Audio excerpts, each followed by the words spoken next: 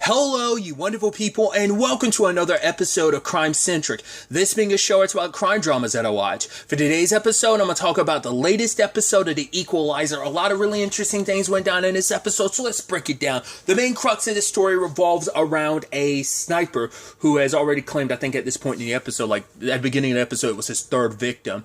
And now, obviously, Aunt Vi is freaking out about it because Delilah wants to go hang out with her friend, but like, no, you're not going to go anywhere with a, sniper guy out there. But it's like, there's like 8 point some million people in this city. Like, there's no way, like, the chances of me getting, but it's like, and Robin lets her go because it's like, right, we can't, like, the longer, like, she went through something traumatic, and it's like, the longer we keep her locked up like this, because Delilah's also Delilah, she probably would have snuck out, like, if given the opportunity. So, but Robin's trying to give her some leeway, because it's like, right, the longer we keep her locked away, the more we're going to be feeding that fear, So it's like, we got to let her have some form of normalcy. We got to, like, make her feel like it's okay, But Robin gets called in, not just by Dante, but even a DA, because she wants it, like, everyone's co-signing, getting her help. Obviously, it's unofficial, but they need her help, because the police are at a loss of how to handle this, because the sniper has called in, he wants $30 million as a ransom. And so they have no idea how to really begin tracking him down, so Robin brings in Mel. Mel's a sniper, she knows exactly, like, because the police are actually looking in the wrong building, because Mel's like, yeah, like, if you go too far away, there's too much, like, things that could go wrong. It's like that position, but it's like the police didn't find anything, so she's like, right, he would actually be here. And when she points in that direction, the guy, we end up finding out later on, his name is Silas, he's actually in a nearby building trying to, like, I guess, keep an eye on the cops and see where the investigation's going. But the moment he sees Mel and Robin, Mel's pointing his direction, he immediately gets out. But it's like, right, we're not just dealing with some ordinary sniper, we're dealing with, like, a professional killer here. So it ended up being, like, the moment they ended up searching the place, the police ended up finding, like, a certain equation written out, and it's a sniper equation, a very specific one that Mel knows well, because the person who trained her, Erickson, basically teaches it to all his students, so she has to confront her past. And I thought that was a really neat aspect about this episode, tying in, a sniper with her story, because, like, that's what she specializes in. And so she goes to visit Erickson, but Erickson calls her a failure because, like, in his eyes, like, you could have been so much more. You could have been, like, you could have done so much with your life and your skills, but you froze. Like, she didn't take a shot when she was supposed to take a shot. But, and he looked at her as, like, such a disappointment. It's just like, oh, yeah, like, wants her out of there as immediately as possible. And it's just like, yeah, like, it's like, right, like, either you give me the information or I have the cops come out here and they'll probably find a whole bunch of weapons, because how many of these weapons are actually legal and not illegal arms and, registered and stuff like that. So, but they were able to eventually, like, pin it down, like, how many of his ex-students there are. Like, they got a list from him, but also Mel was also the one that figured out, like, right, the police had gotten the building they believe the shots had come in from in the previous shootings wrong, so she ended up like, okay, it's most likely this building for this shooting and this one here. And they were able to find out the person that's on the list that's also what connects these buildings is the janitorial, like, business that, like, custodians, those places. Silas' name came up on, like, the list of ex-students and the person here, so they ended up narrowing it down and ended up finding his place, because we find out about his circumstances, that he was in the military, he was honorably discharged, so there was no, like, dishonor situation, but they did note, like, some iffiness about some of his last kills in the military, because he served, like, he'd been, like, in 5 different tours, I think. But obviously coming back to civilian life isn't an adjustment for, I think, a lot of people. But going what he's going through and then coming back to some civilian life, it didn't work out.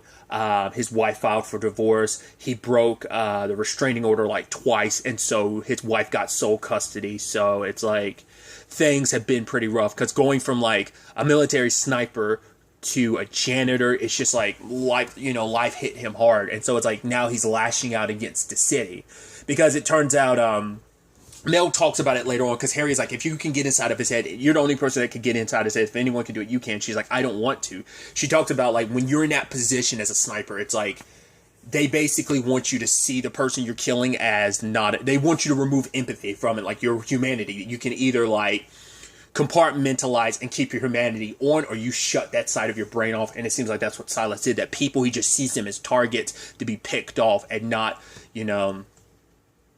see them as actual people. And I think that's the distinguishment between Mel and him. Like, Mel, as she is, she still has her humanity intact. Like, she didn't kind of lose herself in that. But it's like, that of course is going to mess you up when you have to like turn yourself off to be like, right, I gotta put everything aside. I've got the mission, I've got the kill order, I'm told to shoot this person, pull the trigger, win. And it's just like, you have to like distance yourself from it. Once again, it's like whether you can just compartmentalize in that time and shift back into being a human, or you just completely shut that side of yourself off. And it seems like Silas did, and now he's just raging against everyone because it's like the city turned its back against him. The city took his daughter from him.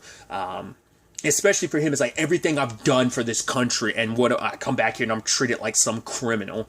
It's like, because he was just trying to see his daughter. My daughter was being taken from me. I couldn't see her, and I'm the criminal. Like, I'm the bad guy in this situation. Because him and Mel did cross paths, like when he had shot his latest victim, because they ended up figuring out where his next target was.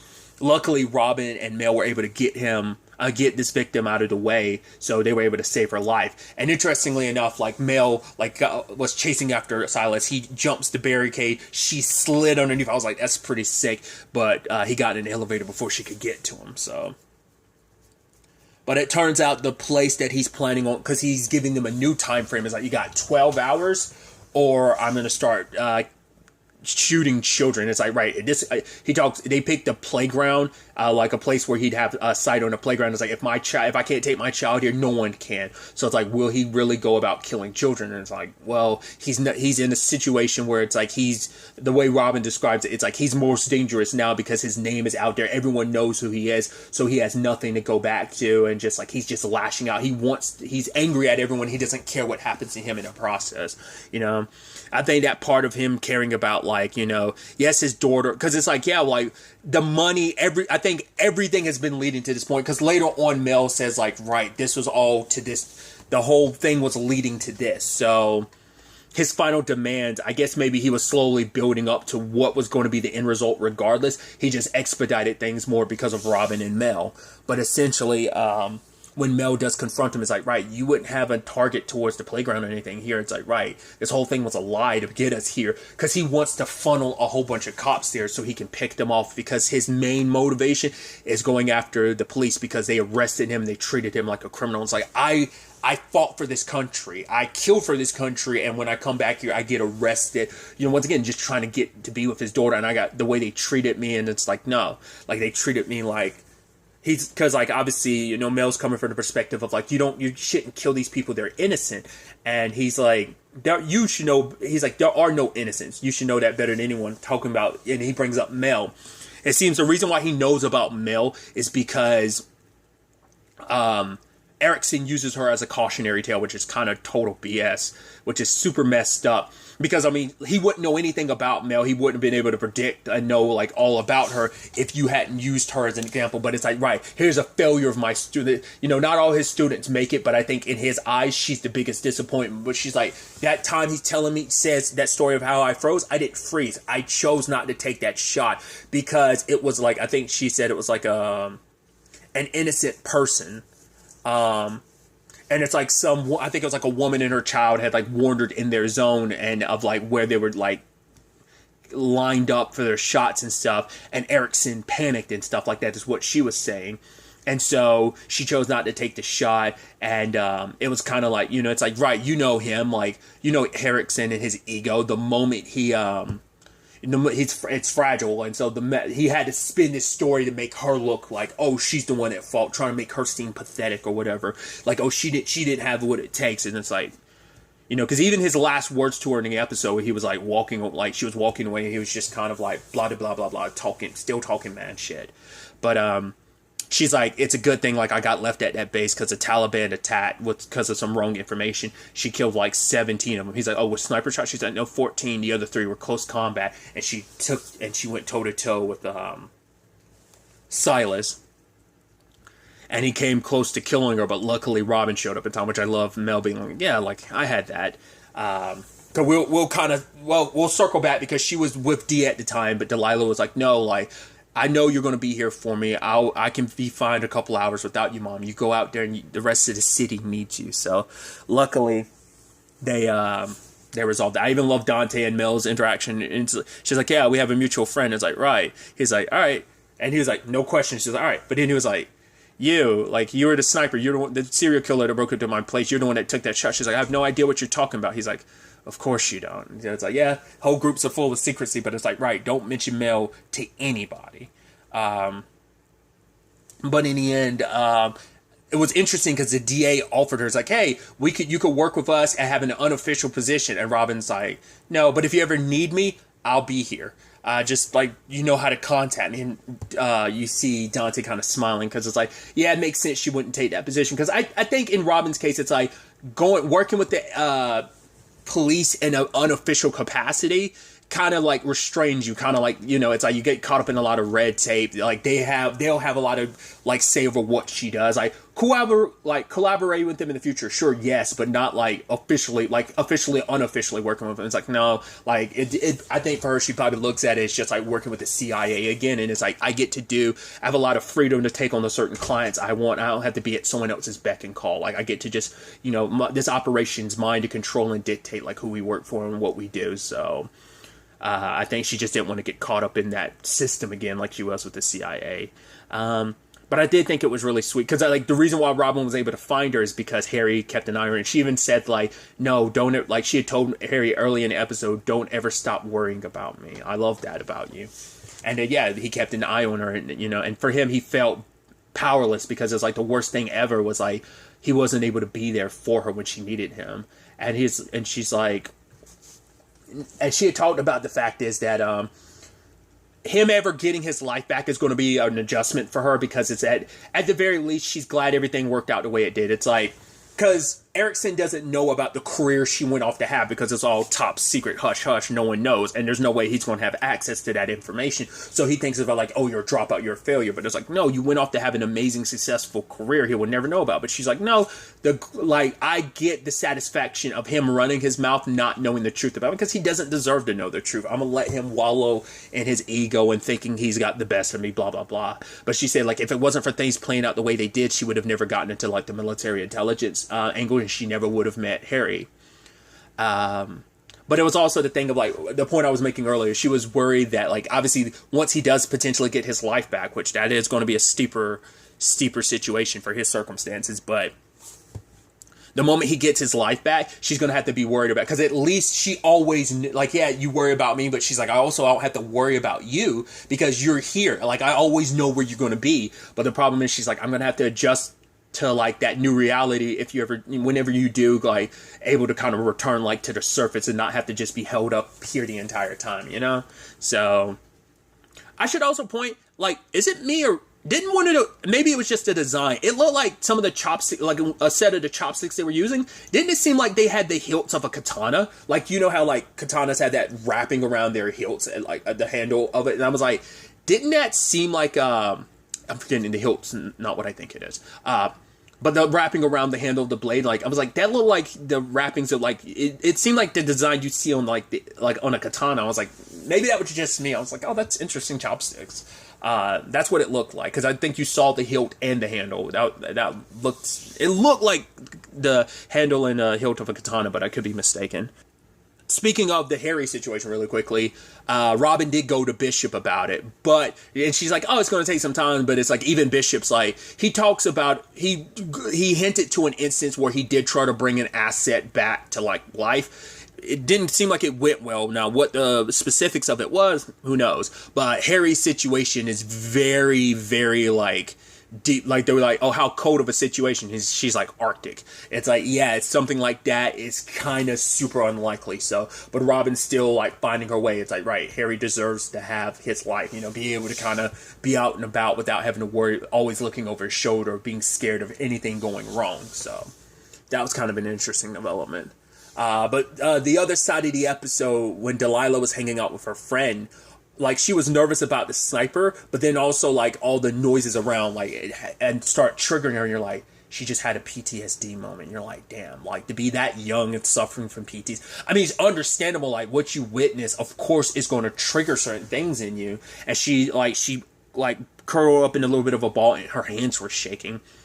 And Dante knew it was about her little girl when Robin got the call. He's like, I've seen that look on a mother's face before, like knowing like it had to be about your child. Is your daughter okay? It's like, she is, thank you. And so Robin wants to be there for her, but she's talking to Vi about it. It's like, yeah, she's going to need professional help. Like, there's only so much we can do. And it's like, yeah, with something like this, she needs professional, which even she's reluctant. But even like, you know, Robin later on is like, because that's what Robin was doing, trying to be there for her at the time. But that's when she was like, no, like, go save the city. I'll be here waiting. But she's telling her, like, because she's like, she's worried, like, the next stage of things for Delilah would have been in denial. And she's like, I don't want her to backtrack, because it's like, no, like, we need to kind of, the only way she could ever heal fully is if we move forward. She talks about it with Delilah later on about getting professional help. Eventually, it needs to be someone in her world, because that way, because a therapist, you're always going to have to hold back some of the stuff because of like what your mom does. Now that you know, like, there's some stuff you won't be able to talk about. But even, I wonder what it was specific. I wonder if it's stuff related to her dad that Robin talked about. Like, right, she went to therapy too. It might be stuff CIA related, like some of her work related. I'm sure there's plenty of trauma associated with that, but she wants to get Delilah someone she can actually talk to. But for now, until they actually find someone in her world that can, gets her to talk to Bishop. It's like, yeah, you met him, but granted, you were like, you had just been born, so. And it turns out Bishop's the one she's going to get to her. I mean, it makes sense, and obviously, like, he cares about Robin, and he's someone from that world she can open up to. I guess because I think she had talked about the fact is that he's someone that has helped her out before. So I don't know if she was referencing him before, but I guess he has enough training, because I was like, I'm surprised you didn't choose like Mel or Harry or something like that. Well, like Mel, maybe. Not necessarily. I don't know if Harry would have the training for it. Mel probably doesn't either, but maybe Bishop does. So he's going to help her, like, having someone to talk to, especially someone that looks at you like family like that too. So that's definitely, and I think this is a sad and, like, obviously, like, harsh, like, you know, story for Delilah to kind of, like, have. Like, I mean, it's a real story of just, like, you know, something traumatic like that stick with you. And so her at least getting help, you know, eventually professional help. We'll see how, because she was worried at first, because she's like, oh, like, what are my friends? They're probably going to think I'm a weirdo. I'm like, a weirdo for having gone? But Robin was like, no, like, they're not really your friends. If they're real friends, they'll completely understand. And it's like, yeah, there ain't nothing weird about that. It's like, you know, it's like your real friends will try to be there and be understanding and help you through it, you know?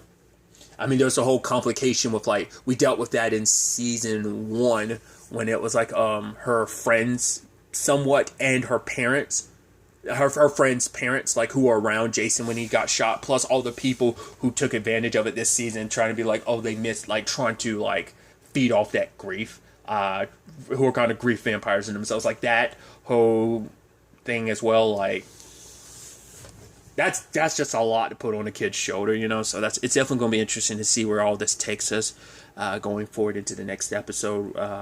Well, continuation to Delilah's story, but, you know, Robin and Vi being there for her, as well as, you know, Mel and Harry's situation, especially, learning if there's going to be any more about Mel's situation. We know very little about Harry, but I guess, like, in his trying to get back to life, like, what does that look like with past family and friends, you know? To them, he's dead, so, like, how does that play out? It's definitely going to be interesting to see where it all takes us going forward, but really, that's all I want to talk about. To the next time we meet, be happy, be safe, live life to the fullest, and enjoy it. Good day, and goodbye.